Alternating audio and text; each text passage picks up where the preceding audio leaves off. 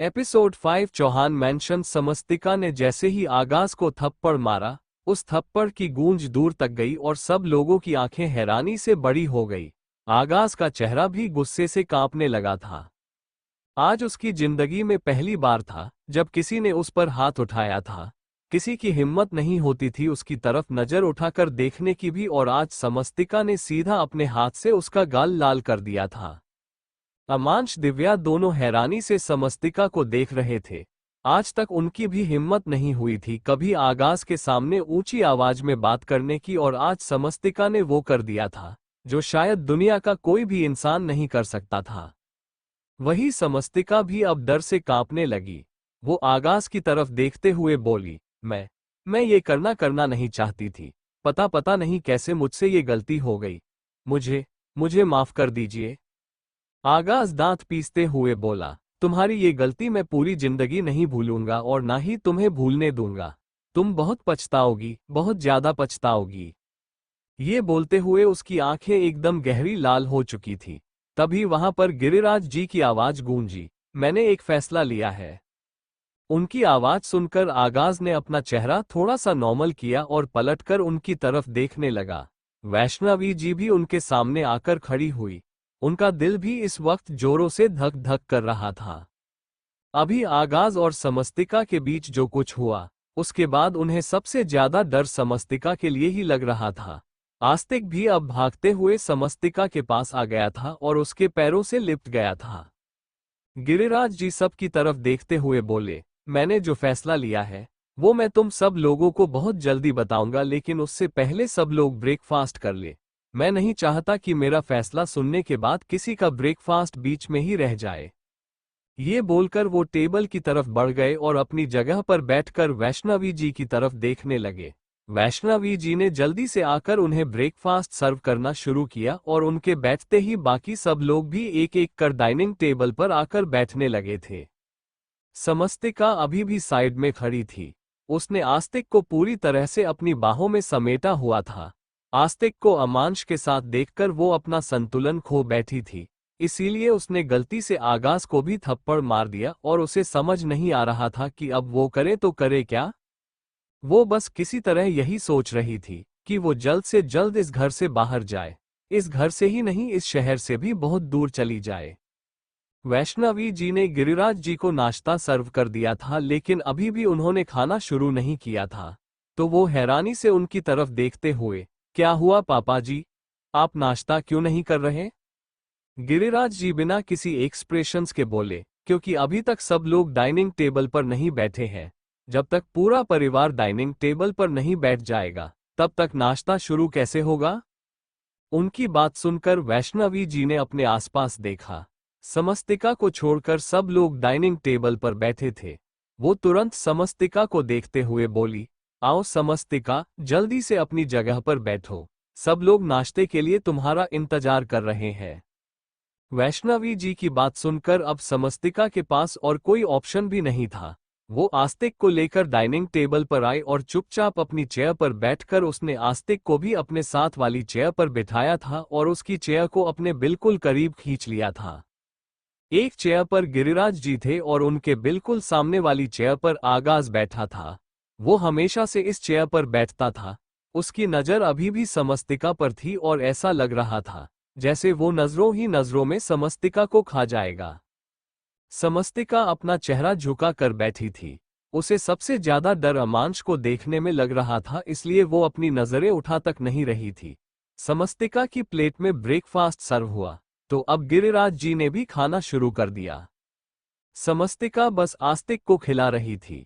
वही आगाज भी सिर्फ अपना चम्मच अपने बाउल में घुमा रहा था। नाश्ता तो दूर, अब उसका मूड इतना ज्यादा खराब था कि पानी भी उसके हलक से नीचे नहीं उतरने वाला था। वही दिव्या और अमांश अपना ब्रेकफास्ट अच्छे से एंजॉय कर रहे थे और वैष्णवी जी भी बस औपचारिकता निभा रही थी। कुछ देर बाद गिरिराज जी अपनी जगह से खड़े हुए और अपने हाथ नैपकिन से साफ करने के बाद हाल के बीचों बीच जाकर खड़े हो गए। उनके वहां पर जाते ही सब लोग भी अपनी जगह से उठे और उनके सामने कुछ ही दूरी पर खड़े हो गए। गिरिराज जी ने आगाज की तरफ देखा और बोले, चौहान फैमिली सिर्फ चौहान फैमिली नहीं, एक ब्रांड है, एक रुतबा है, एक नाम है जिसे मेंटेन करके रखना बहुत जरूरी है। चौहान फैमिली एक वो ट्रॉफी है जिसे संभालने के लिए दो मजबूत हाथों की जरूरत है, और मैंने हमेशा से ही आगाज और अमांश दोनों को ही बारीकी से नोटिस किया है और सोचा है कि कौन इन दोनों में से इस चौहान फैमिली को और चौहान अंपायर को संभालने के लायक सबसे ज्यादा है। पर आज तक मैं कभी किसी नतीजे पर नहीं पहुंचा, लेकिन आज मैंने फैसला ले लिया है। उनकी बात सुनकर अमांश के होश उड़ गए। वो बस यही सोच रहा था कि किसी तरह गिरिराज जी उसका नाम ले दे। गिरिराज जी एक गहरी सांस लेकर बोले, वैसे तो कहा जाता है कि एक मर्द बिजनेस या फिर अपनी नौकरी संभालता है और एक औरत घर संभालती है, लेकिन चौहान परिवार हमेशा से ही थोड़ा अलग रहा है। इसीलिए आज मेरा फैसला भी थोड़ा अलग है। मैंने चौहान अंपायर किसी एक के नाम नहीं किया है, बल्कि दो लोगों के नाम किया है। अब उनकी बात सुनकर सबके चेहरे पर सवालिया एक्सप्रेशन थे। वही आगाज का चेहरा एकदम एक्सप्रेशनलेस था।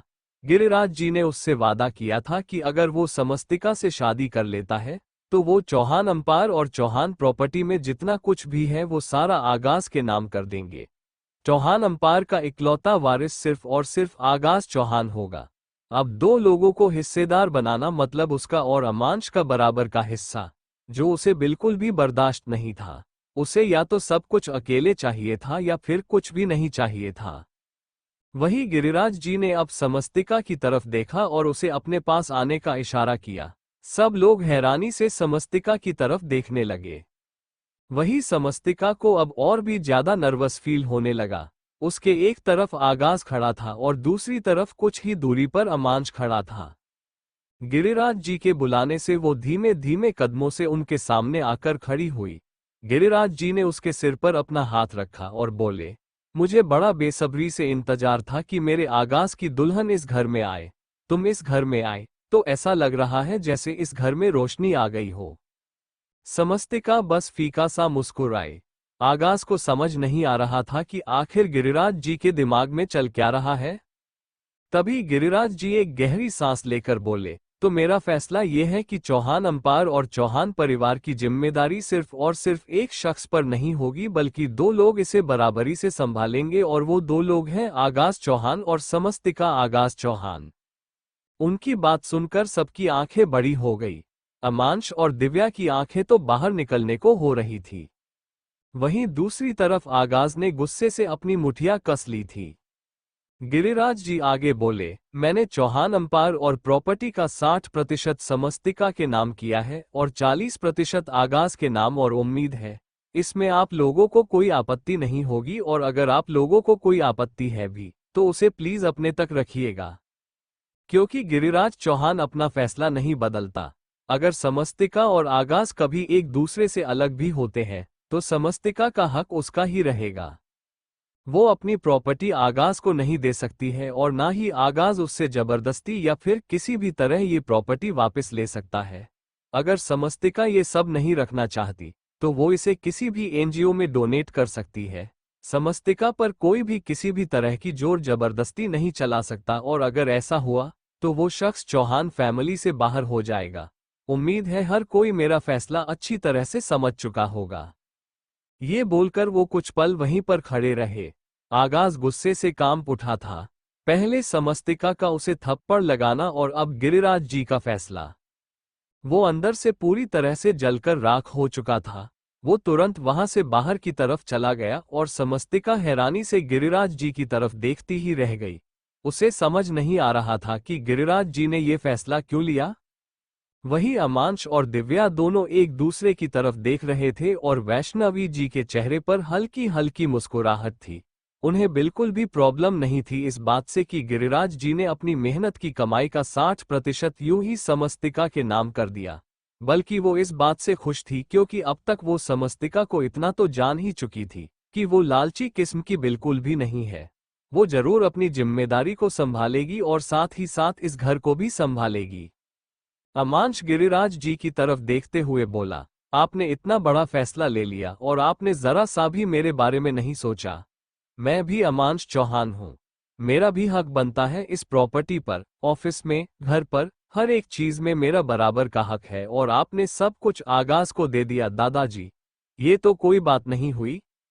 गिरिराज जी उसकी तरफ देखकर हल्का सा मुस्कुराए और बोले, मैंने फैसला हक देखकर नहीं काबिलियत देखकर लिया है। अगर तुम में काबिलियत होती तो आगाज की जगह तुम्हारा नाम होता। अब मैं रेस्ट करना चाहता हूं। ये बोलकर वो अपने रूम की तरफ चले गए। समस्तिका उनसे बात करना चाहती थी लेकिन वो अपने रूम में जा चुके थे और उनके जाते ही अब दिव्या और अमांश भी अपने रूम की तरफ बढ़ गए। वैष्णवी जी ने समस्तिका की तरफ देखा और बोली, परेशान क्यों हो रही हो? समस्तिका अपनी आंखों में नमी लिए बोली, परेशान होने की ही तो बात है ना माँ। मैं ऐसे कैसे ये जिम्मेदारी अपने कंधों पर ले सकती हूँ? मैं ये सब नहीं संभाल सकती हूँ माँ, और मैं तो यहाँ पर रहने भी नहीं वाली। ये बोलते बोलते वो अचानक से रुक गई थी। वैष्णवी की उसकी तरफ देखते हुए बोली, क्या मतलब कि तुम यहाँ पर नहीं रहने वाली? समस्तिका को समझ नहीं आ रहा था कि उन्हें क्या जवाब दे। वो तुरंत अपनी बात बदलते हुए बोली, मेरा मेरा मतलब है अगर मिस्टर चौहान मेरे साथ नहीं रहना चाहते तो मैं उनके साथ जबरदस्ती तो नहीं कर सकती ना। हो सकता है उन्होंने शादी का फैसला जल्दबाजी में ले लिया और अब वो मेरे साथ ना रहना चाहते हो। तो ऐसे में ये तो उनके साथ गलत होगा ना कि इस शादी की वजह से उन्हें अपनी प्रॉपर्टी से हाथ धोना पड़े। प्लीज आप दादाजी से बात करिए ना माँ, वो ऐसे ये फैसला नहीं ले सकते। वैष्णवी जी तुरंत बोली, सॉरी समस्तिका, मैं इस चीज में तुम्हारी कोई हेल्प नहीं कर सकती। मैं पापा जी से बात नहीं कर सकती हूँ। वो किसी की बात नहीं मानेंगे। उन्होंने कहा ना कि वो कभी भी अपना फैसला नहीं बदलते, तो मुझे नहीं लगता वो अपना फैसला बदलेंगे। खैर अब मैं चलती हूँ, मुझे कल की पूजा की तैयारी करनी है। समस्तिका हैरानी से बोली, कल की पूजा? वैष्णवी जी मुस्कुराई और बोली, हाँ, कल मैं घर में पूजा रखी है, तुम्हारे और आगाज की शादी की खुशी में। बस उसी की तैयारी करनी है। अब मैं तुमसे बाद में मिलती हूँ। ये बोलकर वो वहां से चली गई और समस्तिका आस्तिक के साथ वहीं पर खड़ी रह गई। आस्तिक उसकी तरफ देखते हुए बोला, क्या हुआ माँ? आप इतनी परेशान क्यों लग रही हैं? समस्तिका ने उसका हाथ कसकर अपने हाथ में थामा और बोली, तुम मेरे साथ चलो। ये बोलकर वो उसे गिरिराज जी के कमरे की तरफ लेकर चली गई। उसने हल्का सा दरवाजा नॉक किया और बोली, क्या मैं अंदर आ सकती हूँ दादाजी? गिरिराज जी जो अपने बेड पर बैठे थे, वो हल्का सा मुस्कुराए और बोले, बेशक तुम अंदर आ सकती हो। उनकी बात सुनकर समस्तिका उनके सामने आकर खड़ी हुई। उसके साथ ही आस्तिक भी था। गिरिराज जी उसकी तरफ देखते हुए बोले, मुझे लग ही रहा था तुम आओगी। बताओ क्या कहना चाहती हो? ये बोलते हुए वो समस्तिका को बड़े ही प्यार से देख रहे थे। समस्तिका अपना चेहरा झुकाकर बोली, मैं आपके फैसले की इज्जत करती हूँ दादाजी। मैं मानती हूँ कि आपने ये फैसला कुछ सोच समझ कर लिया होगा, लेकिन मुझे लगता है कि मैं ये जिम्मेदारी संभाल नहीं पाऊंगी। प्लीज आप ये जिम्मेदारी जो आपने मुझे दी है वो किसी और को दे दीजिए। दिव्या जो इस घर की बड़ी बहू है, आप उसे ये जिम्मेदारी दे दीजिए, या फिर सब कुछ मिस्टर चौहान और उनके बड़े बड़े भाई। ये बोलते हुए उसकी आवाज लड़खड़ाने लगी थी और गिरिराज जी की नजरें उस पर थोड़ी सी गहरी हो गई थी। उसके चेहरे पर पसीना झलकने लगा था। गिरिराज जी मुस्कुराते हुए बोले, शायद तुमने सुना नहीं समस्तिका बेटा, कि मैंने क्या कहा। मैंने साफ साफ कहा था कि मैं अपना फैसला नहीं बदलता। अब तुम यहां से जा सकती हो, और हाँ, जाते जाते आस्तिक को यहीं पर छोड़ जाना। आज एक दादा का अपने पोते के साथ खेलने का मन कर रहा है। उनकी बात सुनकर समस्तिका हैरानी से उनकी तरफ देखने लगी। गिरिराज जी ने अब अपना हाथ आस्तिक की तरफ बढ़ाया तो आस्तिक तुरंत उनकी तरफ चला गया। समस्तिका बस उनकी तरफ देखती रह गई।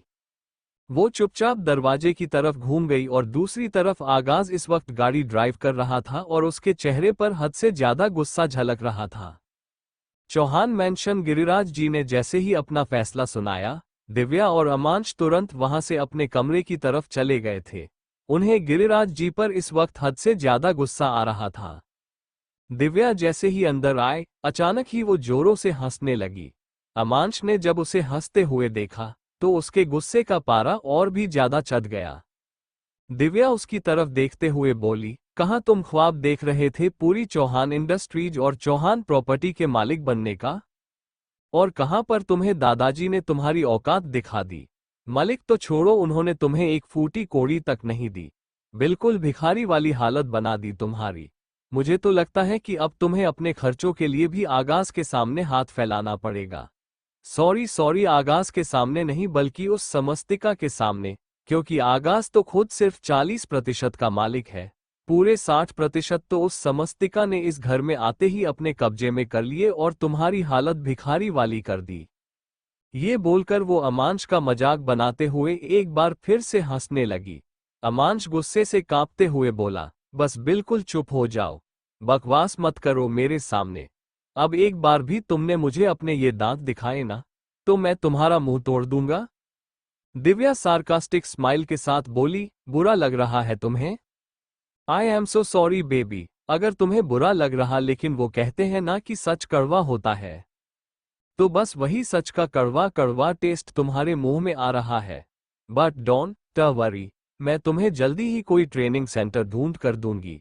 आखिर तुम्हें एक भिखारी की ट्रेनिंग भी तो लेनी होगी ना, कि कैसे एक भिखारी भीख मांगता है। वैसे तुम समस्तिका से ही ये ट्रेनिंग क्यों नहीं ले लेते? उसे तो अच्छा खासा एक्सपीरियंस है भीख मांगने का। अब तक सड़कों पर भीख ही तो मांग रही थी।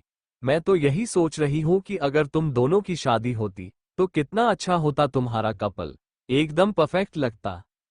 अमांश उसकी बातों से चिढ़ते हुए बोला, तुम्हें क्या लगता है कि सिर्फ मेरी हालत भिखारी वाली हुई है? अगर दादाजी ने मुझे एक फूटी कौड़ी नहीं दी ना, तो उन्होंने तुम्हें भी कोई खजाना नहीं दे दिया है। ये बात तुम भी अच्छी तरह से जान लो कि उन्होंने पूरे 60% समस्तिका के नाम कर दिए हैं और तुम्हें एक चवन्नी तक नहीं दी। तुम भी तो इस घर की बहू हो ना। लेकिन आज तक तुमने इस घर के लिए किया ही क्या है? इस घर के लिए छोड़ो, आज तक तुमने हम दोनों के लिए क्या किया है? कुछ भी तो नहीं। सिर्फ किटी पार्टी के अलावा तुम्हें और कुछ आता ही नहीं है। इसीलिए तो आज ये सब कुछ हमारे हाथ से निकल गया। अगर तुम धन की होती ना, तो आज वो 60% तुम्हारा नाम होते और 40% मेरे नाम। ये बोलते हुए उसका चेहरा एकदम लाल हो चुका था। अमांश की बात सुनकर अब दिव्या को गुस्सा आ रहा था। कुछ सोचते हुए अमांश मुस्कुराया और बोला, वैसे तुमने एक बात नोटिस की है क्या? आई मीन, वैसे तो तुम्हारा दिमाग छोटा सा है, उसमें ऐसी बातें आएंगे नहीं। लेकिन मैं हूं ना, मैं तुम्हें बताता हूं कि बेशक से दादाजी ने मेरे नाम कुछ भी नहीं किया, लेकिन अभी भी मेरे पास बहुत कुछ है। दिव्या हैरानी से उसे देखने लगी। अमांश शातिर मुस्कुराहट के साथ बोला, दादाजी ने 60% समस्तिका के नाम किए हैं। ये सोचकर कि वो आगाज की पत्नी है, लेकिन अगर उनके सामने ये सच्चाई आएगी कि समस्तिका आगाज की बीवी हो ही नहीं सकती क्योंकि वो तो मेरे बच्चे की माँ है, तो सोचो ये 60% किसके नाम जाएंगे? 60% की मालकिन समस्तिका है, लेकिन अगर उस समस्तिका को अगर मैंने अपने कब्जे में ले लिया, तो उन 60% का मालिक कौन होगा? अगर मैं तुम्हें डिवोर्स देकर समस्तिका को अपने जाल में फंसा लूं और आस्तिक को अपना नाम देखकर उसे अपनी औलाद बना लूं, तो 60% का मालिक मैं हो जाऊंगा और 40% का मालिक आगाज। मतलब क्लियर है, मैं बन जाऊंगा चौहान इंडस्ट्रीज और चौहान अंपायर का सीईओ। उसकी बात सुनते हुए दिव्या के होश उड़ चुके थे। वो तुरंत बोली, मैं तुम्हें डिवोर्स हरगिज नहीं दूंगी। अमांश शातिर एक्सप्रेशन के साथ बोला, ऐसे कैसे तुम मुझे डिवोर्स नहीं दोगी? भूल गई हो क्या तुम एक बांझ हो और बांझ औरत को डिवोर्स देते वक्त तो मुझे दुनिया का कोई कानून भी नहीं रोक सकता। जो मुझे बच्चा नहीं दे सकती, उसे मैं अपना नाम क्यों दूं? दिव्या गुस्से से चिल्लाते हुए बोली, खबरदार, अगर तुम इस बात को बीच में लेकर आए तो। अमांश चेहरे पर एविल स्माइल लिए बोला, सॉरी मेरी जान, लेकिन अब तुम मेरे किसी काम की नहीं हो। सोचा था तुम मुझे बच्चा दोगी तो मैं चौहान इंडस्ट्रीज का मालिक बनूंगा, लेकिन अब मुझे तुम नहीं चाहिए हो। मुझे तो सिर्फ वो समस्तिका चाहिए। हासिल तो मैं उसे वैसे भी करने वाला था क्योंकि उसके पास आस्तिक है, लेकिन अब मुझे आस्तिक के साथ साथ वो समस्तिका भी चाहिए। वो बनेगी मेरी बीवी और उसे अपनी बीवी बनाकर मैं करूंगा चौहान प्रॉपर्टी पर राज। और हाँ, डोंट वरी, मैं तुम्हें भिखारी की ट्रेनिंग लेने के लिए नहीं कहूंगा। तुम चाहो तो चौहान मैंशन में सर्वेंट की जॉब के लिए अप्लाई कर सकती हो। उसकी बात सुनकर दिव्या ने गुस्से से मुठियां कस ली। वो अमांश के बिल्कुल सामने आकर खड़ी हुई और बोली, मैं भी देखती हूं कि मुझे तुम कैसे डिवोर्स देते हो। मैं यहां से कहीं नहीं जाऊंगी। अगर तुमने मुझे यहां से निकालने की कोशिश भी की ना, तो मैं दादाजी को तुम्हारा सारा कच्चा चिट्ठा बता दूंगी कि कैसे तुम आगाज का नाम लेकर लड़कियों को इस्तेमाल करते थे। कैसे तुमने ना सिर्फ एक समस्तिका के साथ बल्कि ना जाने कितनी ही लड़कियों के साथ धोखा किया है, उन्हें यूज किया है, उनसे नाजायज संबंध बनाकर उन्हें रास्ते पर छोड़ा है, और कईयों को तो तुमने। उसकी बात पूरी होती उससे पहले ही अमांश ने अपने हाथ से उसके मुंह को दबा दिया था और अपना पूरा जोर लगाते हुए उसके मुंह को हद से ज्यादा कस रहा था। दिव्या की सांसें उखड़ने लगी। उसने जोर से अपना पैर अमांश के बीचों बीच मारा तो अमांश दर्द से चिल्लाते हुए पीछे की तरफ हट गया। वो गहरी गहरी सांसें लेते हुए दिव्या की तरफ देख रहा था। दिव्या व्यंग भरी मुस्कुराहट के साथ बोली, जो सच्चाई तुम खुद नहीं सुन सकते ना, वो सच्चाई मुझे दूसरों को बताने के लिए मजबूर मत करना मिस्टर अमांश चौहान, वरना तुम किसी लायक नहीं रहोगे और ये मेरा चैलेंज है तुम्हें। ये बोलते हुए उसके चेहरे पर इविल एक्सप्रेशन थे। दिव्या की बातें सुनते हुए अमांश इतना तो समझ चुका था कि वो इतनी आसानी से दिव्या से पीछा नहीं छुड़ा सकता। उसे कुछ ना कुछ दिव्या का इलाज भी करना होगा। वैसे भी उसके लिए दिव्या बिल्कुल भी मैटर नहीं करती थी। दिव्या जैसी ना जाने उसकी लाइफ में कितनी आई और कितनी गई। जब उसने बाकी सबको नहीं छोड़ा तो दिव्या को ठिकाने लगाना उसके लिए कितना ही मुश्किल होने वाला था। वही दिव्या भी यही सोच रही थी। वो अमांश को देखते हुए मन ही मन बोली, आज तक तुमने बहुत सारी लड़कियों के साथ खिलवाड़ किया है, बहुत सारी लड़कियों को धोखा दिया है अमांश, लेकिन मैं तुम्हें वो हरकत खुद के साथ नहीं करने दूंगी।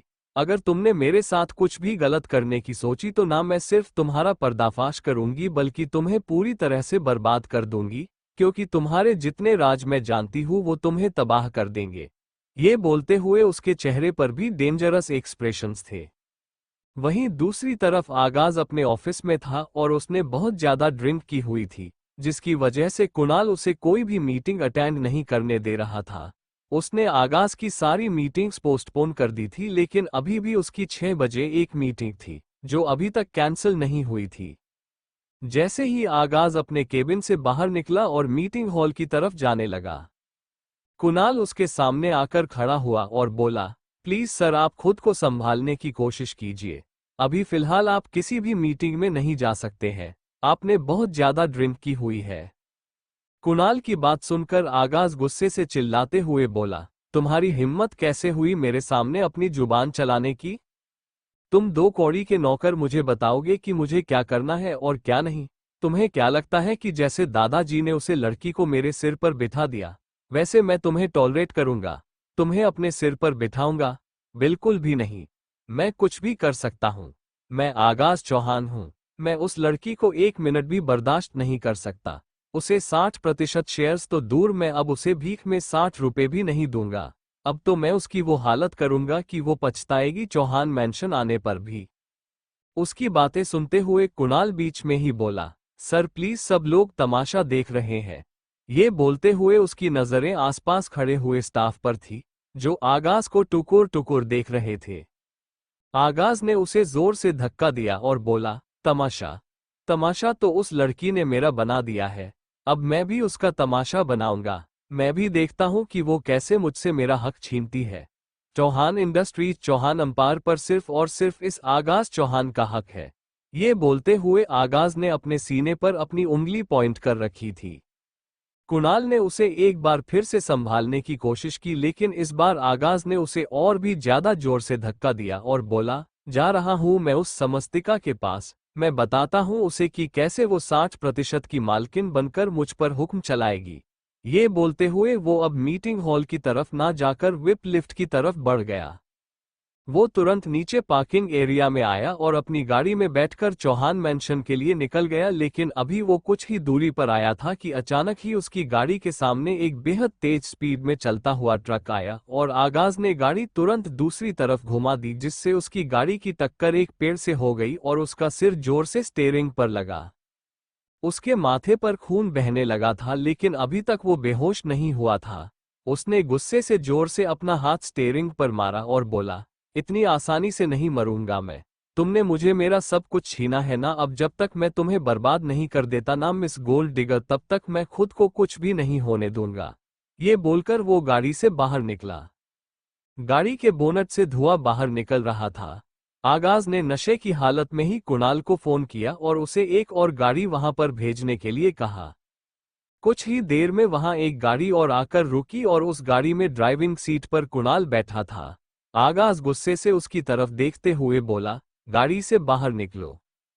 कुणाल तुरंत बोला, सर प्लीज मैं आपको ड्रॉप कर देता हूं, आप जहां कहेंगे मैं आपको छोड़ दूंगा, पर प्लीज आप ड्राइविंग मत कीजिए, आप नशे में हैं। आगाज ने उसे गिरेबान से पकड़कर गाड़ी से बाहर निकाला और बोला, साला मेरा एक एक्सीडेंट क्या हो गया? तुझे क्या लगता है कि मैं गाड़ी नहीं चला सकता? मैं तुझे अभी प्लेन भी उड़ा कर दिखा सकता हूं।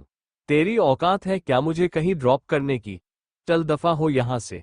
ये बोलकर उसने आगाज को जोर से धक्का दिया और खुद ड्राइविंग सीट पर बैठकर एक बार फिर से चौहान मैंशन की तरफ निकल गया। अब तक रात के 10 बज चुके थे। चौहान मैंशन में सब लोग आराम से अपने कमरे में सो चुके थे, सिवाय एक शख्स के, और वो शख्स कोई और नहीं, समस्तिका थी, जो फिलहाल आगाज के रूम में सोफे पर लेटी हुई थी। कल की तरह बेड पर लेटकर वो अपनी गलती दोहराना नहीं चाहती थी। वो आगाज के बारे में सोचकर बेचैन ही हो रही थी कि तभी अचानक से रूम का दरवाजा खुला। समस्तिका ने तुरंत अपना चेहरा उठाकर दरवाजे की तरफ देखा, जहां से आगाज एक बार फिर से लड़खड़ाते हुए कदम के साथ अंदर आ रहा था, और जब आगाज को समस्तिका बेड पर नजर नहीं आए तो अब उसकी नजरें पूरे रूम में घूम रही थी।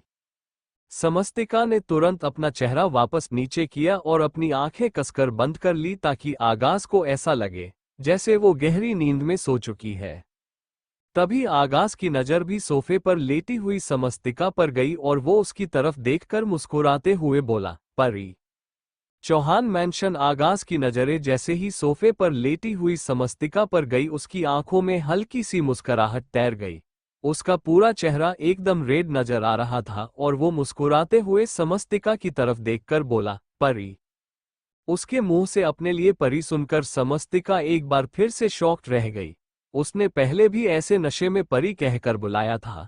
उसे समझ नहीं आ रहा था कि आगाज उसे हमेशा परी का कर क्यों बुलाता है, लेकिन अपने लिए परी सुनकर भी उसने अपनी आंखें नहीं खोली।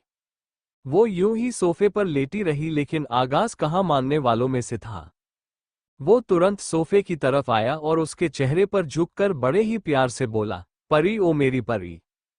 समस्तिका के अब होश उड़ गए, उसने अपनी आंखें और भी ज्यादा कसकर बंद कर ली। आगाज उसकी तरफ देखते हुए बोला, मैं बहुत अच्छी तरह से जानता हूं तुम जाग रही हो परी, बस मुझसे बचने की कोशिश कर रही हो, पर तुम मुझसे नहीं बच सकती हो मेरी प्यारी परी। तुम मुझे इग्नोर करने की कोशिश कर रही हो ना, मैं जानता हूं तुम मुझे इग्नोर क्यों कर रही हो, क्योंकि मैंने बहुत ज्यादा ड्रिंक की है। तुम्हें अच्छा नहीं लग रहा होगा, लेकिन मैं क्या करूं, तुमने मुझे गुस्सा दिला दिया था, पर अब मैं तुम पर गुस्सा नहीं करूंगा। अब मैं तुमसे प्यार करूंगा, प्लीज अपनी आंखें खोलो ना परी। समस्तिका अब खुद को और ज्यादा रोक नहीं पाए और अपनी आंखें खोलकर आगाज की तरफ देखते हुए बोली, देखिए आप नशे में है।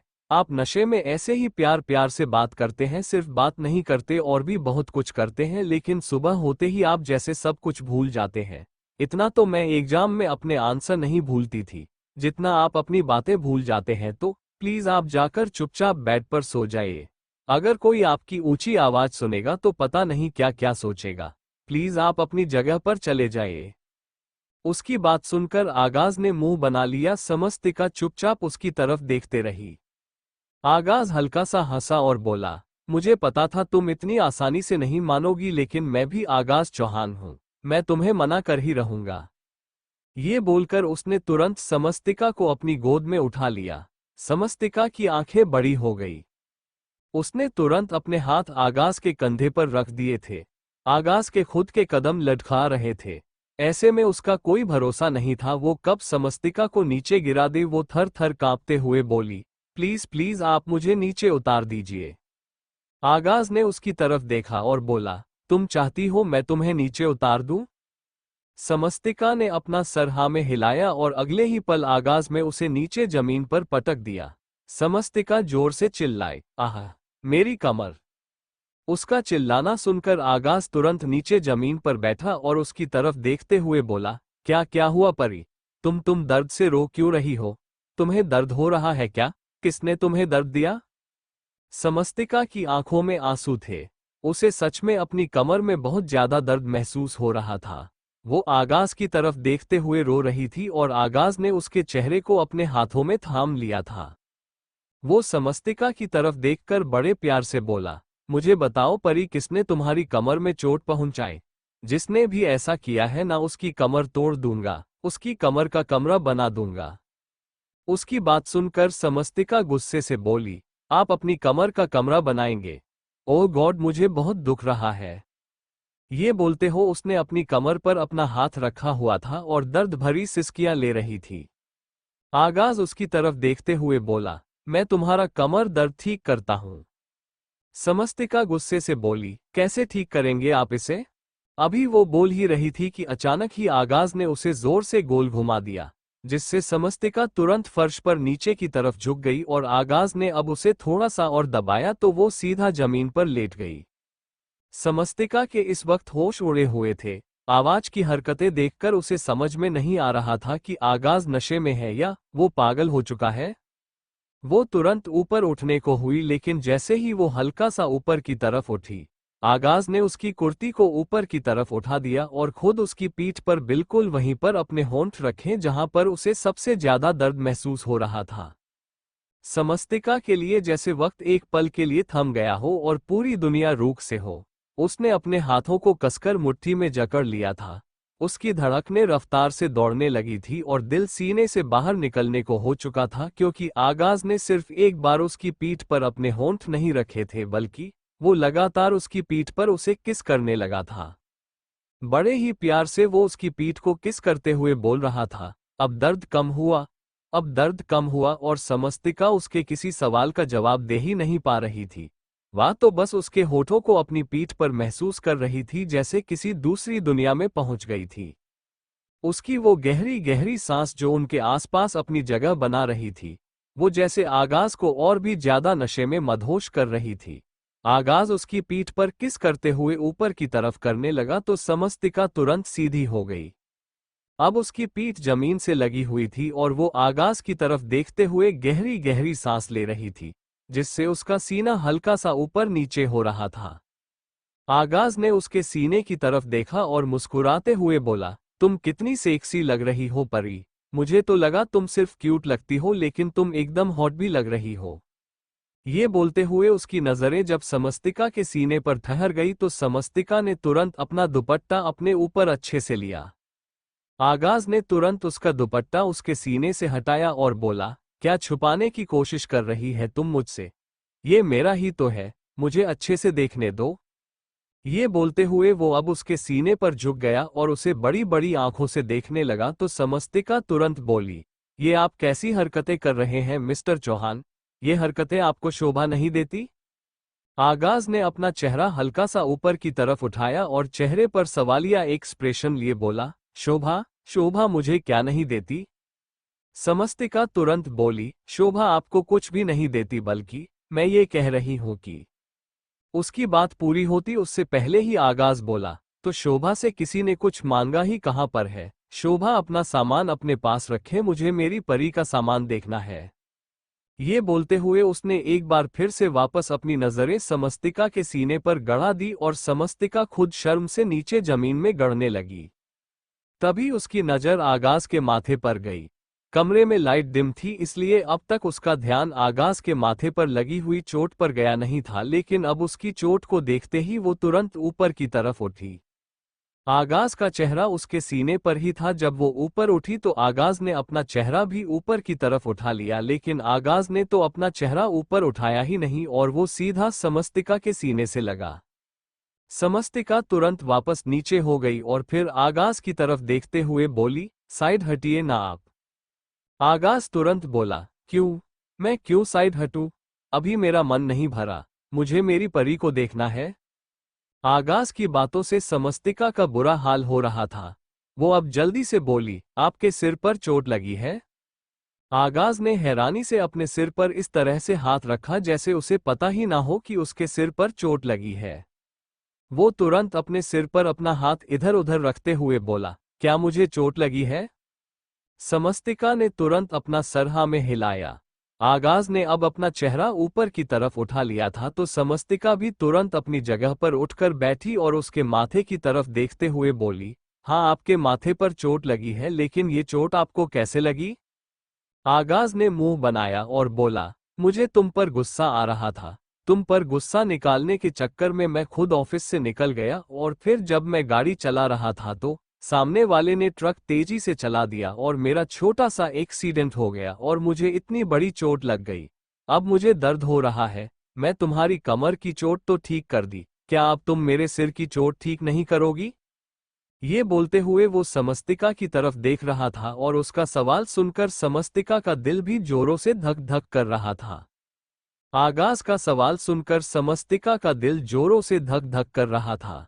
आगाज का ये कहना कि समस्तिका उसके सिर की चोट सही नहीं करेगी, ये समस्तिका को बेचैन सा कर रहा था। वो तुरंत बोली, मैं आपके सिर पर मरहम जरूर लगाऊंगी, लेकिन इसके लिए पहले आपको बेड पर चलना होगा। ऐसे यहां पर तो मैं आपके सिर पर दवा नहीं लगा पाऊंगी ना। आगाज तुरंत बोला, अच्छा मुझे बेड पर चलना होगा क्या? लेकिन मेरे पास तो कोई गाड़ी या फिर बाइक है ही नहीं यहाँ पर, मैं बेड पर कैसे जाऊंगा? बेड तो बहुत दूर है। समस्तिका उसकी बात सुनकर मुंह बनाते हुए उसे देख रही थी। वो धीरे से बड़बड़ा कर बोली, ये इंसान इतनी पीता क्यों है? जब इसे पता है कि ये संभाल नहीं पाएगा। कभी इसे पीने के बाद मैं समस्तिका लगती हूँ, तो कभी बेड इसको 7 समुंदर पार दिखाई देता है। पता नहीं ये अब तक कैसे ही खुद को संभाल रहा था। आगाज उसे अकेले में बात करते हुए देख बोला, तुम किससे बात कर रही हो परी? तुम मुझसे तो बात कर नहीं रही हो, पता नहीं किससे बात करे जा रही हो।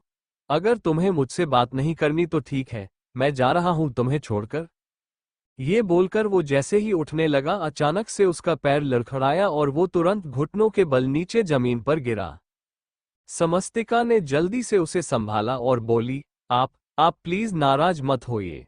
मैं किसी से बात नहीं कर रही थी, मैं आपसे ही बात कर रही थी।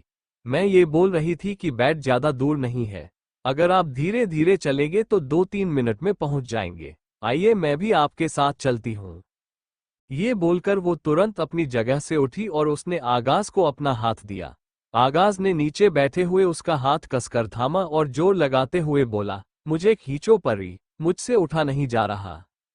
उसकी इस हरकत पर समस्तिका को अचानक से ही हंसी आ गई।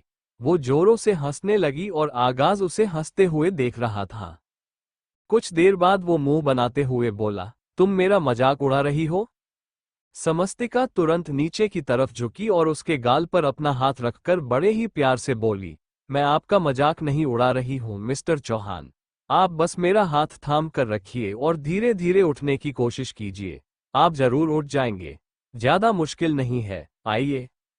ये बोलकर वो अब पीछे की तरफ हटी और उसने ऐसे प्रिटेंड करना शुरू किया कि वो आगाज को ऊपर की तरफ खींच रही है, जबकि वो उसे बिल्कुल भी नहीं खींच रही थी। आगाज खुद ब खुद ऊपर की तरफ उठ रहा था और वो भी ऐसे जोर लगा रहा था जैसे वो गहरी खाई से बाहर निकल रहा हो, जबकि उसे सिर्फ अपने पैरों पर खड़ा होना था। वो अपने पैरों पर खड़ा हुआ तो समस्तिका अब उसे बेड की तरफ लेकर जाते हुए बोली, वो देखिए बेड कहाँ ज्यादा दूर है, बस 2-4 किलोमीटर ही है, हम 2 मिनट में पहुंच जाएंगे। ये बोलते हुए वो धीरे धीरे कदम बढ़ा रही थी और आगाज भी उसके साथ धीरे धीरे चल रहा था।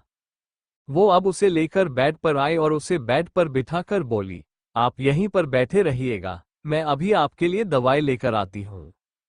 आगाज ने किसी बच्चे की तरह अपना सर हाँ में हिलाया और समस्तिका तुरंत कैबिनेट की तरफ बढ़ गई, जहां से वो मेडिकल बॉक्स लेकर आई और फिर उसने मेडिकल बॉक्स साइड टेबल पर रखा और उसमें से डेटॉल वगैरह निकालकर उससे पहले आगाज की चोट को अच्छे से साफ किया और फिर उस पर अच्छे से बैंडेज लगा दी।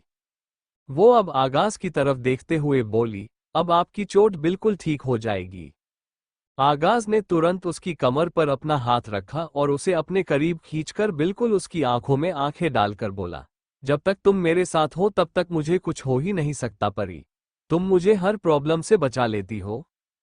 उसकी बातें सुनते हुए समस्तिका हैरानी से उसे देख रही थी।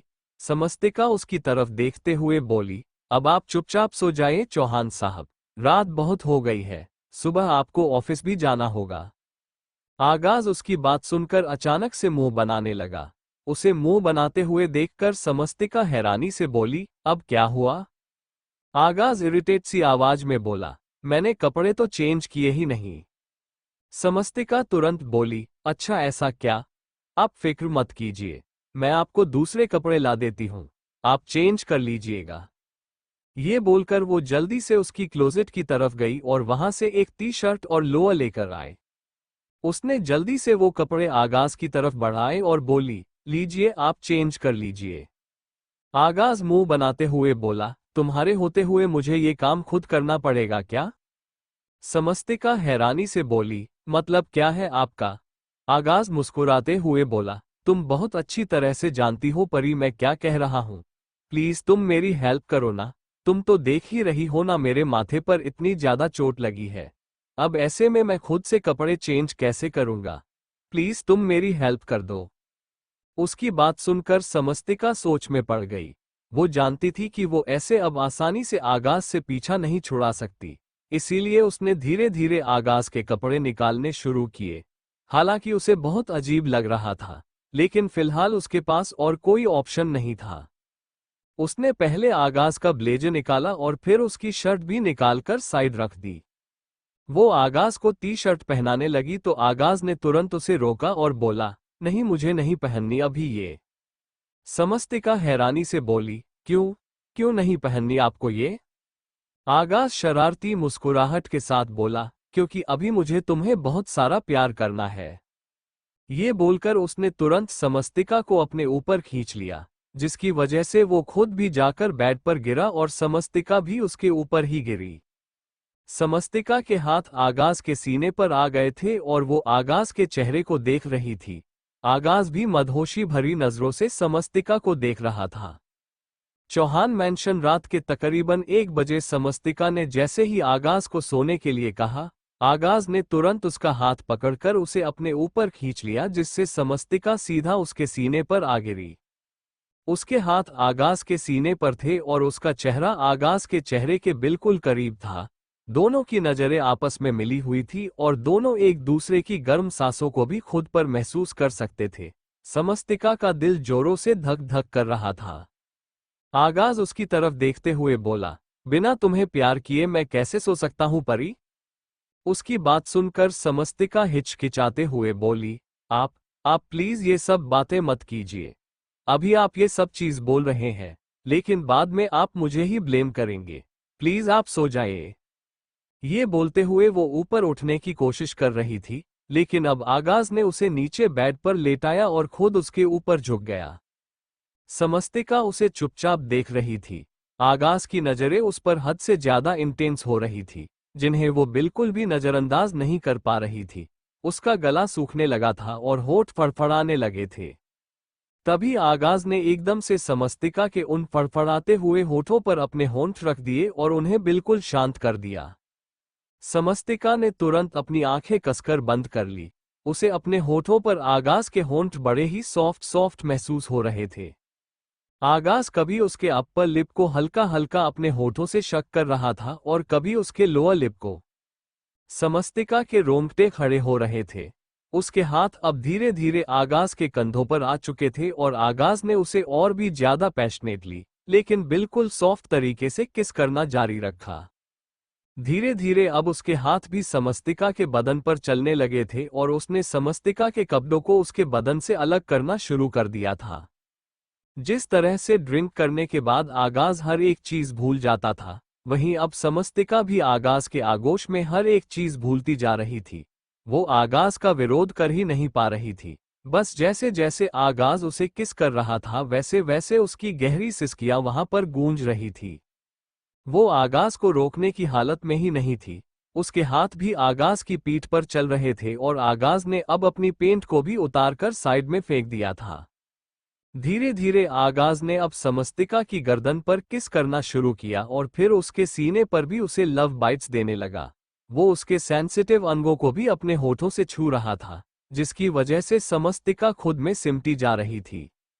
जब जब उसके होठों से वो हल्की हल्की सिसकी निकलती, तब तब आगाज बड़ी ही इंटेंस नजरों से उसे देखता और फिर उसकी तरफ देखते हुए ही उसके सेंसिटिव अंगों पर अपने होंठ रख देता तो समस्तिका और भी ज्यादा सिहर उठती। वो यूं ही समस्तिका को प्यार करता रहा और फिर आखिर उसने खुद को पूरी तरह से समस्तिका में समेट दिया और समस्तिका को भी पूरी तरह से अपने आगोश में ले लिया।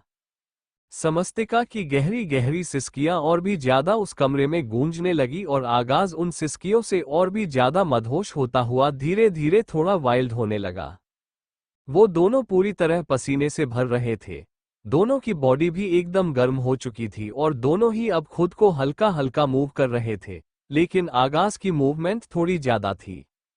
वो पूरी तरह से समस्तिका पर हावी हो रहा था और समस्तिका भी पूरी तरह से उसमें खोई हुई थी। पूरी रात आगाज यूं ही समस्तिका को अपने आगोश में लिए रहा और सुबह होते होते जब वो पूरी तरह से थकावट में चूर हो गया तो उसने समस्तिका को अपनी बाहों में समेट लिया। समस्तिका भी हद से ज्यादा थक चुकी थी। उसकी आंखें बंद हो रही थी। वो आगाज की बाहों में ही सिमट कर उसके सीने से लग गई और आगाज ने भी उसके माथे को चूमकर अपनी आंखें पूरी तरह से बंद कर ली थी। कुछ ही देर में दोनों पूरी तरह से गहरी नींद में जा चुके थे। सुबह का वक्त चौहान मैंशन जैसे ही आगाज की आंखें खुली वो तुरंत अपनी जगह पर उठकर बैठा। उसका सर आज भी जोरों से दर्द हो रहा था। हालांकि उसके साथ ये रोज होता था क्योंकि वो ज्यादातर ड्रिंक करता था और जब भी सुबह उसकी आंखें खुलती थी तो उसे अपने सिर में हैंगओवर महसूस होता था। उसने अपने आसपास देखा, समस्तिका वहां पर नहीं थी। वो चेहरे पर डेविल स्माइल लिए बोला, लगता है कल रात पीने के बाद मैंने उसे बहुत सुनाया होगा, बहुत कुछ कहा होगा उसे, इसीलिए वो डर कर भाग गई।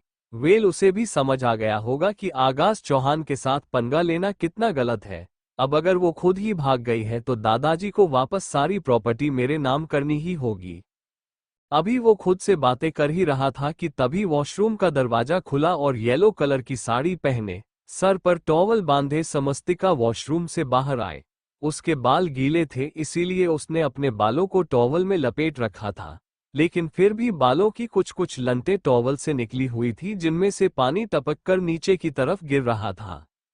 नहाने की वजह से उसका चेहरा एकदम रेड नजर आ रहा था और गोरा बदन हद से भी ज्यादा खूबसूरत लग रहा था। आगाज ने जैसे ही उसकी तरफ देखा बस देखता ही रह गया। उसकी धड़कनें तेजी से बढ़ने लगी थी और पलके तो वो झपका तक नहीं पा रहा था। समस्तिका को देखते हुए उसकी विकेट डाउन हो चुकी थी और जब समस्तिका की नजरें उस पर गई और उसने आगाज को यूं खुद की तरफ देखते हुए देखा तो उसने तुरंत उस पर से अपनी नजरें हटा ली।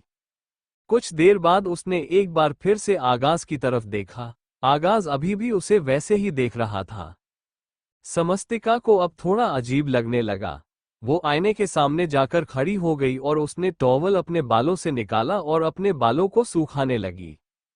उसने मिरर में से आगाज की तरफ देखा जो अभी भी वॉशरूम के दरवाजे की तरफ देख रहा था, जैसे उसके लिए वक्त रुक गया हो और समस्तिका अभी भी उसी जगह पर खड़ी हो। वो टॉवल को साइड रखकर आगाज के पास आई और बोली, सुनिए। उसके मुंह से सुनिए सुनकर भी आगाज होश में नहीं आया। समस्तिका उसकी तरफ देखते हुए बोली, आप ठीक तो है ना? आगाज अभी भी होश में नहीं आया। अब उसने अपना हाथ आगाज के सामने किया और हल्की सी चुटकी बजाई तो वो एकदम से होश में आया और तुरंत हड़बड़ा कर अपनी जगह से उठ गया। जैसे ही वो बेड से उठा, बेड के बिल्कुल पास ही खड़ी समस्तिका एकदम से चौंक गई। वो तुरंत पीछे की तरफ हटने लगी, लेकिन उसका बैलेंस बिगड़ गया और वो नीचे गिरने को हुई। आगाज ने जल्दी से उसकी पीठ पर अपने हाथ से ग्रिप बनाते हुए उसे गिरने से बचाया, लेकिन धड़कने जो दोनों की शोर मचा रही थी वो बता रही थी कि कहीं ना कहीं दोनों के दिल फिसल चुके हैं। समस्तिका आगाज की आंखों में देख रही थी और आगाज एक बार फिर से समस्तिका की आंखों में देख रहा था। समस्तिका धीमे से बोली, वो आप एकदम फ्रीज हो गए थे, तो मैं बस देख रही थी कि आप ठीक तो है ना? आगाज जो अब तक बड़ी ही हसरत भरी निगाहों से उसे देख रहा था, वो तुरंत अपने एक्सप्रेशन चेंज करते हुए गुस्से से बोला, ओह रियली? अब तुम मेरी फिक्र करोगी? तुम पूछोगी मुझसे कि मैं ठीक हूं या नहीं? मुझे तुम्हारी जरूरत नहीं है और अपना ये ढोंग अपने पास रखो। ये जो फालतू का दिखावा कर रही हो ना कि तुम्हें मेरी फिक्र है, मुझे तुम्हारी फिक्र की जरूरत नहीं है। अपना ये ड्रामा अपने पास रखो। मैं इन सब बातों में नहीं आने वाला। ये बोलकर उसने तुरंत समस्तिका को छोड़ दिया तो समस्तिका सीधा जमीन पर जाकर गिरी। कल भी वो जमीन पर गिरी थी और आज भी। कल भी उसकी कमर पर चोट लगी थी और आज तो उसे चोट पर चोट लगी जिसकी वजह से उसकी दर्द से चीख निकल गई। आगाज ने उसकी चीख सुनी, लेकिन उसे रत्ती भर फर्क नहीं पड़ा। वो यूं ही समस्तिका को गुस्से से देखता रहा और समस्तिका अपनी कमर पर अपना हाथ रखकर अपनी कमर को सहलाने लगी। उसकी आंखों में आंसू आ गए थे। किसी तरह वो खुद को संभालते हुए ऊपर की तरफ उठी और आगाज की तरफ देखते हुए बोली, आपको हर चीज ड्रामा क्यों लगता है? और मुझे ये समझ में नहीं आता कि आप कोई टीवी स्क्रीन है क्या जिसका कोई रिमोट है और बटन दबाने से आपका चैनल बदल जाता है। नशे में आप किसी और ही तरह पेश आते हैं और सुबह होश में आने के बाद आप बिल्कुल ही बदल जाते हैं। मुझे समझ में नहीं आ रहा कि आखिर असली आगाज चौहान है कौन, वो जो नशे में मेरे सामने आता है या फिर। आगाज उसकी बात बीच में ही काट कर बोला, ओह तो अब तुम्हें मेरे ड्रिंक करने से प्रॉब्लम है? तुम्हें क्या लगता है कि तुम मुझे ये सब बातें सुनाओगी तो मैं ड्रिंक करना छोड़ दूंगा? तुम्हारे कहने पर मैं ड्रिंक बंद कर दूंगा? समस्तिका की आंखें बड़ी हो गई और मुंह खुला का खुला रह गया। उसने तो ऐसा कुछ कहा भी नहीं था। वो जल्दी से बोली, मेरा कहने का ये मतलब नहीं था, आप मुझे गलत समझ रहे हैं। आगाज तुरंत बोला, एग्जैक्टली, मैं तुम्हें गलत समझ रहा हूं। तुम्हें पता है तुम्हारी शक्ल देखकर कोई नहीं कह सकता कि तुम्हारा दिमाग कितना ज्यादा चलता है। तुम मेरे पीने की आदत को बहाना बनाकर मुझे बहलाने फुसलाना की कोशिश कर रही हो। मुझे ये जताने की कोशिश कर रही हो कि नशे में मैं तुम्हारे करीब आता हूँ, तुमसे प्यार भरी बातें करता हूँ, तुम्हें अच्छे से ट्रीट करता हूँ और होश में आने के बाद बदल जाता हूँ। तुम कहना क्या चाहती हो कि नशे में तुम्हारा फायदा? उसकी बात पूरी होती उससे पहले भी समस्तिका मुंह बनाते हुए बोली, मैं ये कहना चाहती हूँ कि आप एक नंबर के बेवड़े इंसान हैं। उसकी बात सुनकर आगाज हैरानी से बोला, व्हाट द फज? समस्तिका भी जल्दी से बोली, जी हाँ आप एक नंबर के बेवड़े इंसान हैं। पीने के बाद तो आपको ये भी याद नहीं रहता कि आप है कौन और आप करते क्या है। आपको ये 2.5 इंच की दूरी पर रखा हुआ बैट 2.5 किलोमीटर की दूरी पर नजर आता है। आपको मैं कोई परी नजर आती हूँ। आपको मैं दुनिया की सबसे खूबसूरत लड़की नजर आती हूँ। आप मेरी कमर पर चोट लगने के बाद मुझे मरहम पता किस तरह से लगाते हैं। ये बोलते हुए उसका चेहरा एकदम अंगारों की तरह लाल लग रहा था। आगाज उसकी बातें सुनकर गुस्से में कांप रहा था और वो अब समस्तिका की तरफ बढ़ने लगा। समस्तिका अपने कदम पीछे लेने लगी तो उसकी कमर दीवार से लग गई। आगाज उसके चेहरे पर झुका और बोला, कैसे लगाता हूं मैं तुम्हें मरहम? उसका सवाल सुनकर समस्तिका का गला सूखने लगा। वो आगाज की हरकतों को किस तरह से ही बयां कर सकती थी? वो कुछ कहती उससे पहले ही उनके रूम का दरवाजा नॉक हुआ।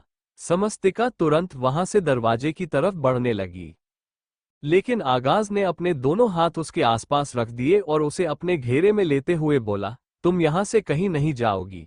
पहले तुम मुझे बताओ कि मैं तुम्हें तुम्हारी चोट पर किस तरह से मरहम लगाता हूं।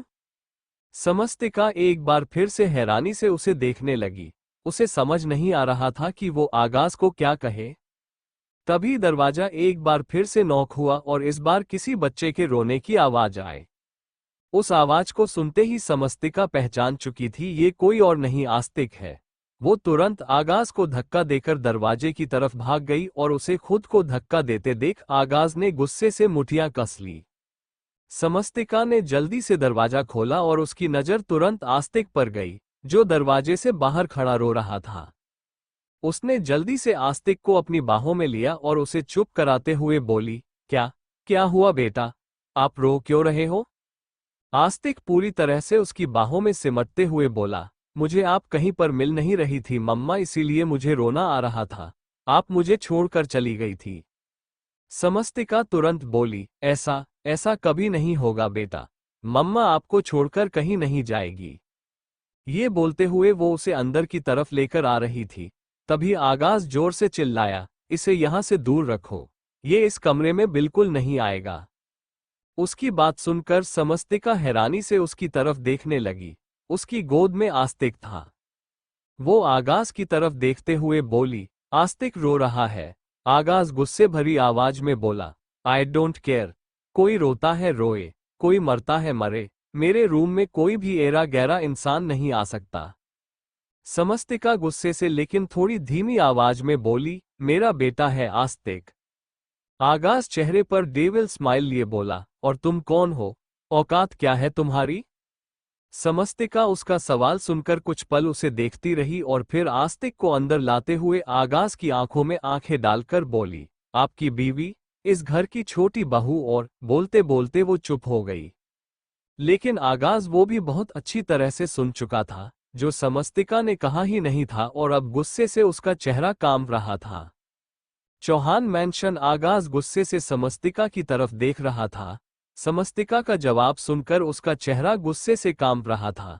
वही समस्तिका जानती थी कि आगाज गुस्सा है, लेकिन उसने फिलहाल आस्तिक को नहीं छोड़ा। वो आस्तिक को छोड़ भी नहीं सकती थी। वो आस्तिक को लेकर सोफे पर बैठी और उसे अपनी गोद में लेकर बोली, आपको ऐसा क्यों लगा कि माँ आपको छोड़ देगी? माँ आपको छोड़कर कहीं नहीं जाएगी बच्चा। आप तो मेरी पूरी दुनिया हो। भला आपको छोड़कर मैं कहाँ जा सकती हूँ? आस्तिक उसके सीने से लगकर रोते हुए बोला, मुझे बहुत बुरा सपना आया था माँ। मैंने उस सपने में देखा कि एक गंदी आंटी ने आपको मार दिया। वो सच में बहुत गंदी आंटी थी। इसीलिए मैं बहुत ज्यादा डर गया था। अब मैंने सोच लिया है कि मैं आपको खुद से दूर नहीं जाने दूंगा। मैं आपके साथ ही रहूंगा। आप मुझे अपने साथ रखेंगी ना? समस्तिका ने उसे अपने सीने से लगाया और बोली, आप मेरे साथ ही रहेंगे बेटा। मैं आपको खुद से दूर बिल्कुल भी नहीं करूंगी। आप मुझे ये बताओ, आपने दूध पिया? आस्तिक ने अपना सिर ना में हिलाया। समस्तिका ने उस सर्वेंट की तरफ देखा, जो आस्तिक को उसके कमरे में लेकर आई थी। वो सर्वेंट की तरफ देखते हुए बोली, प्लीज आप एक गिलास दूध ला देंगी? उस सर्वेंट में अपना सिर हाँ में हिलाया और वहां से चली गई। उसके जाने के बाद समस्तिका आस्तिक की तरफ देखते हुए बोली, आप यहीं पर बैठो, मैं अपने बाल बांध लूं। ये बोलते हुए वो हल्का सा मुस्कुराए। आस्तिक ने अपना सिर हाँ में हिलाया तो समस्तिका वहां से उठी और आईने की तरफ चली गई, जबकि आगाज अभी भी गुस्से से उसकी तरफ देख रहा था। समस्तिका को अपने बाल बांधने थे और थोड़ा मेकअप करना था। शादी की वजह से उसे अपनी मांग भी भरनी पड़ती थी और आज तो घर में पूजा थी, जिसके बारे में वैष्णवी जी ने उसे कल ही बता दिया था, तो उसे अच्छे से रेडी होना था। वो जब रेडी हो रही थी तो आगाज उसके सामने आकर खड़ा हुआ और व्यंग से मुस्कुरा कर बोला, तो आखिर तुम अपनी औकात पर आ ही गई। मेरे दादाजी ने तुम्हारे नाम 60% शेयर्स क्या कर दिए? तुम तो सच में खुद को चौहान प्रॉपर्टी की मालकिन समझने लगी। समस्तिका तुरंत उसकी तरफ देखते हुए बोली, आस्तिक रूम में बैठा है। आगाज गुस्से से कांपते हुए बोला, आई डोंट केयर। मैंने तो पहले ही कहा था कि कोई ऐरा गैरा मेरे रूम में नहीं आ सकता, लेकिन तुमने उसे मेरे रूम में मेरे सोफे पर बिठाया, तो अब इसका खामियाजा भुगतने के लिए तैयार रहना।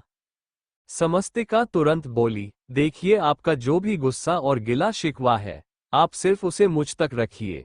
आस्तिक को बीच में लाने की जरूरत नहीं है। वो एक छोटा सा बच्चा है। उसे तो दुनिया की कोई खबर भी नहीं है। आप उसके साथ ऐसा वैसा कुछ नहीं कर सकते। आगाज हल्का सा मुस्कुराया और बोला, मैं क्या कर सकता हूं और क्या नहीं, ये तो अभी तुम जानती ही नहीं हो। द ब्लडी गोल्ड डिगर, ये तो तुम्हें अब पता चलेगा। समस्तिका उसकी बात सुनकर गुस्से से बोली, आप मुझे इस नाम से नहीं बुला सकते। मैंने आपसे किसी भी चीज की कोई डिमांड नहीं की है। आपसे कुछ मांगा नहीं है और ना ही आपसे कुछ छीना है। आगाज तुरंत उसकी बात बीच में काट कर बोला, तुमने मुझसे कुछ छीना नहीं, बल्कि तुमने तो प्लानिंग और प्लाटिंग की है, जिसके बाद सारा कुछ खुद ब खुद तुम्हारे पास आ गया। लेकिन मैं चौहान इंडस्ट्रीज और चौहान प्रॉपर्टी में से एक फूटी कौड़ी भी तुम्हारे पास नहीं रहने दूंगा। अपना सब कुछ मैं तुमसे वापस छीन करूं रहूंगा। आज तुमने जो मेरे सामने जुबान चलाने की हिम्मत की है ना, कि तुम यहाँ की मालकिन हो, इस बात का जवाब तुम्हें बहुत जल्दी मिलेगा। शादी जरूर हुई है हमारी, लेकिन तुम्हारी औकात नहीं है मेरी बीवी बनने की और इस घर की मालकिन बनने की। तो अब तुम्हें तुम्हारी औकात मैं बहुत जल्दी दिखाऊंगा। उसकी बातें सुनते हुए समस्तिका चुपचाप उसे देख रही थी। उसने एक गहरी सांस ली और बिल्कुल नर्म लहजे में बोली, मुझे नहीं पता आपने मेरी बातों को किस तरह लिया और किस तरह नहीं। मुझे कोई सफाई भी नहीं देनी, लेकिन इतना जरूर बता दूं आपको कि मुझे इन सब चीजों में बिल्कुल भी इंटरेस्ट नहीं है। मैं बस इतना जानती हूं कि दादाजी ने अगर कोई जिम्मेदारी मुझे दी है तो मुझे उनकी बात माननी चाहिए। अगर मैं सब कुछ आपको अपने हाथों से दे सकती होती तो कब की दे चुकी होती, लेकिन अगर ये सब चीज पॉसिबल नहीं है तो मैं अपनी जिम्मेदारी जरूर निभाऊंगी। उसकी बात सुनते हुए आगाज की आईब्रो ऊपर की तरफ उठ गई और वो होंठों को हल्का सा तिरछा कर बोला, तो मतलब तुम इस शादी को सीरियस ले रही हो? तुम्हें क्या लगता है कि मैं तुम्हारे साथ ये शादी निभाऊंगा? तुम्हें अपनी बीवी बनाकर हमेशा के लिए घर में रखूंगा? बिल्कुल भी नहीं। 2 मिनट नहीं लगेंगे मुझे तुम्हें इस घर से धक्के मारकर बाहर निकालने में। सिर्फ एक डिवोर्स पेपर और तुम इस घर से बाहर होगी।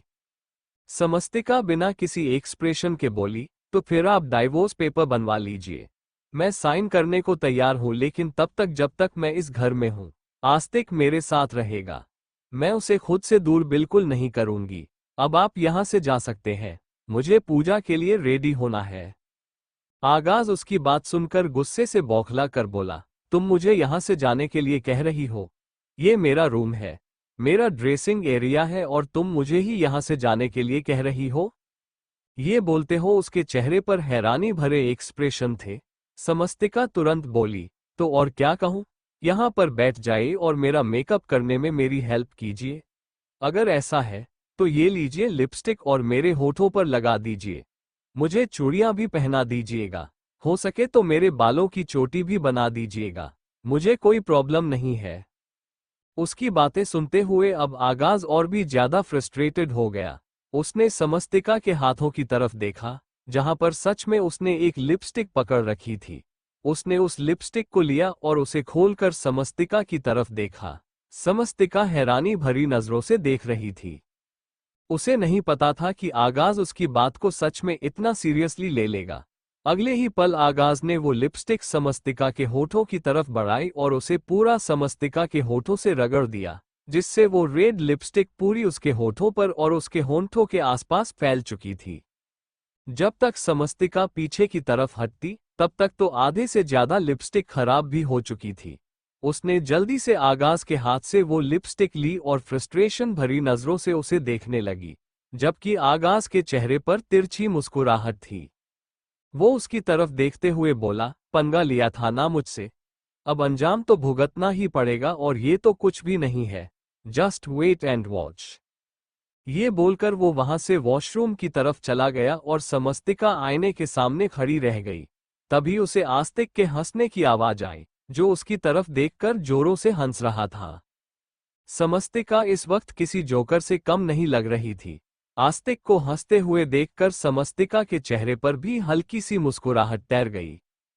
कुछ देर बाद वो पूरी तरह से रेडी होकर आईने के सामने खड़ी थी और आगाज अपनी कमर पर टॉवल लपेटे वॉशरूम से बाहर आ गया था। समस्तिका में आस्तिक को अच्छे से दूध पिलाकर सर्वेंट के साथ भेज दिया था, ताकि वो पूजा के लिए तैयार हो सके। वैष्णवी जी ने आस्तिक के लिए भी बहुत सारे कपड़े और बाकी सब जरूरत का सामान मंगवा लिया था। समस्तिका ने एक नज़र आगाज की तरफ देखा। कल रात की लव बाइट्स के निशान आगाज की चेस्ट पर साफ नजर आ रहे थे। अगले ही पल समस्तिका ने उस पर से अपनी नजरें हटाई और रूम से बाहर जाने लगी, लेकिन तभी आगाज ने उसे रोका। मेरे कपड़े निकाल कर दो। समस्तिका ने हैरानी से उसकी तरफ देखा। आगाज तुरंत बोला, ऐसे क्या देख रही हो? मुझे मेरे कपड़े निकाल कर दो। समस्तिका ने कुछ नहीं कहा। वो क्लोजेट की तरफ आई और उसने पूरे क्लोजेट में देखा, तो उसकी आंखें बड़ी हो गई। इतने सारे कपड़े और सारे ही एक से बढ़कर एक। वो कंफ्यूज हो गई कि वो आगाज को कौन से कपड़े निकाल कर दे। तभी उसने कुछ सोचते हुए एक वाइट कलर का कुर्ता पजामा आगाज के लिए निकाल दिया, क्योंकि आगाज पूजा में बैठने वाला था। जैसे ही उसने वो कुर्ता पजामा निकालकर आगाज के सामने टेबल पर रखा, आगाज तुरंत बोला, तुम्हारी तरह तुम्हारी चॉइस भी घटिया है। मैं ऑफिस ये पहनकर जाऊंगा क्या? समस्तिका कुछ बोलने को हुई, लेकिन उससे पहले ही आगाज में उस कुर्ते पजामे को वापस क्लोजेट में फेंका और अपने लिए बिजनेस सूट निकाल लिया। समस्तिका मुंह बनाते हुए बोली, जब मेरे निकाले हुए कपड़े पहनने ही नहीं थे तो मुझे बोला ही क्यों? आगाज तुरंत बोला, अगर पता होता कि तुम्हारी तरह तुम्हारा दिमाग भी डब्बा बंद है तो कभी तुम्हें ये काम कहता ही नहीं। बड़ा शौक था ना तुम्हें मेरी बीवी बनने का, तो सोचा देखो तो सही बीवियों वाली कोई हरकत है भी या नहीं तुम में। लेकिन अब समझ में आ गया कि तुम बेशक से अपने आप को मेरी बीवी कितनी ही बार क्यों ना कह लो, लेकिन तुम्हारी औकात नहीं है आगाज चौहान की बीवी की तरह सोचने की। ये बोलकर वो अपने कपड़े लेकर चेंजिंग रूम में चला गया और समस्तिका बस उसे जाते देखती रह गई। वो नाक सिकुड़ते हुए बोली, मुझे क्या है, मैंने तो पूजा के हिसाब से सोचा था, लेकिन अगर आपको यही पहनना है तो यही सही। ये बोलकर उसने अपने कंधे उचकाए और रूम से बाहर चली गई। कुछ देर बाद बाहर गार्डन एरिया समस्तिका और वैष्णवी जी दोनों गार्डन एरिया में पंडित जी के साथ पूजा की तैयारी करवा रही थी और वहीं दूसरी तरफ दिव्या और अमांश अपने कमरे में थे। दोनों का ही दिमाग इस वक्त 100 की स्पीड के साथ चल रहा था। जहां अमांश दिव्या को रास्ते से हटाने के बारे में सोच रहा था, वहीं दिव्या समस्तिका को रास्ते से हटाने के बारे में सोच रही थी। वो दोनों भी रेडी होकर बाहर गार्डन एरिया की तरफ आए, तो जैसे ही समस्तिका को उन दोनों के कदमों की आहट हुई, उसके चेहरे पर एक्सप्रेशंस थोड़े बदलने लगे।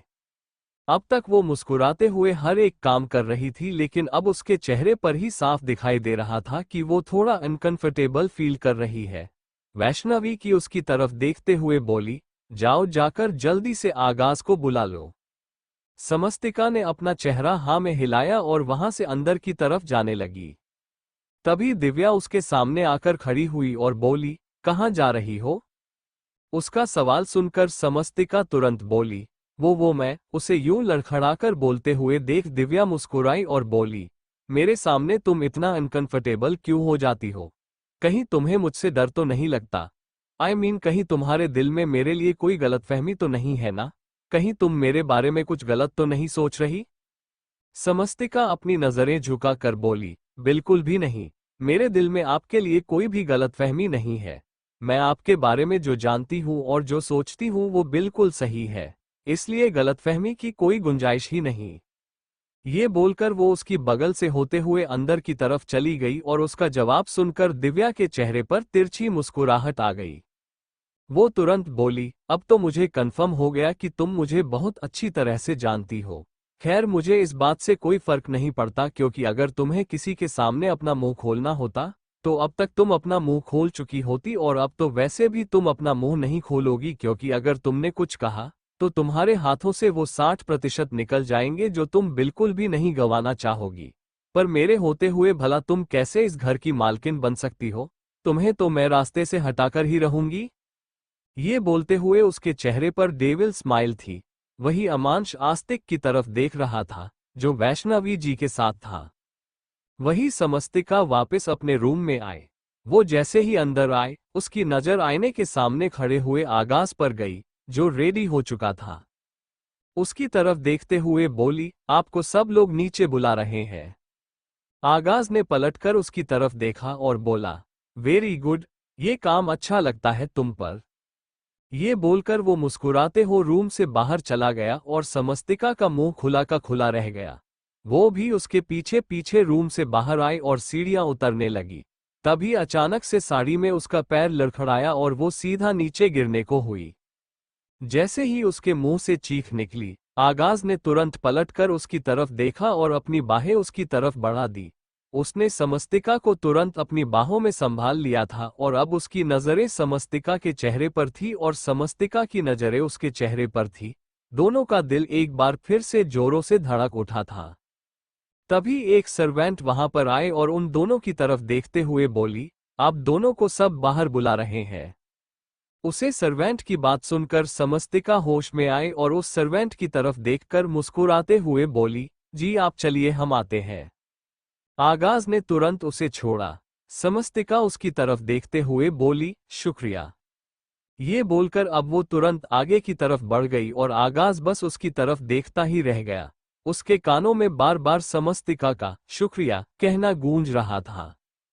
लेकिन फिर अचानक कि वो कुछ सोचते हुए बोला, वो सर्वेंट ये क्यों बोलकर गई कि सब बाहर मुझे बुला रहे हैं? ये बोलते हुए वो बाहर की तरफ देख रहा था। जब वो बाहर आया तो उसकी आंखें बड़ी हो गई। सामने ही पूजा की तैयारी हो चुकी थी। तभी गिरिराज जी उसकी तरफ देखते हुए बोले, पूजा में बैठने के लिए कैसे कपड़े पहनने चाहिए, ये तुम भूल गए हो क्या? अपने दादाजी की बात सुनकर आगाज के चेहरे का रंग उड़ गया। तभी उसकी नजर समस्तिका पर गई, जिसके चेहरे पर हल्की हल्की मुस्कुराहट तैर रही थी। वैष्णवी जी भी हैरानी से आगाज की तरफ देख रही थी। आगाज अपने दादाजी के सामने सिर हल्का सा झुका कर बोला, मुझे सब याद है, मैं 5 मिनट में आता हूँ। ये बोलकर वो तुरंत वापस मैंशन के अंदर की तरफ चला गया। गलती तो उसकी अपनी थी, लेकिन अब उसे गुस्सा समस्तिका पर आ रहा था।